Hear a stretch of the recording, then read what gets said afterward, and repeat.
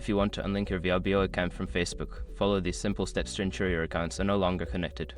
Step 1. Log into Vrbo. Visit the Vrbo website or open the Vrbo app.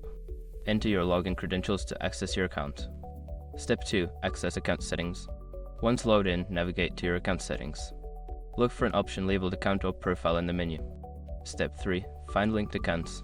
In the account settings, locate the section for linked accounts or social media connections. This is where you can manage your connections with other platforms. Step 4. Unlink Facebook.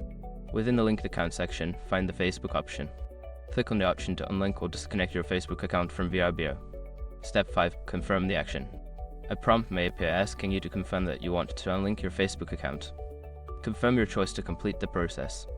After following these steps, your Vrbo account will no longer be linked to Facebook. If you had any issues, consider reaching out to Vrbo customer support for assistance.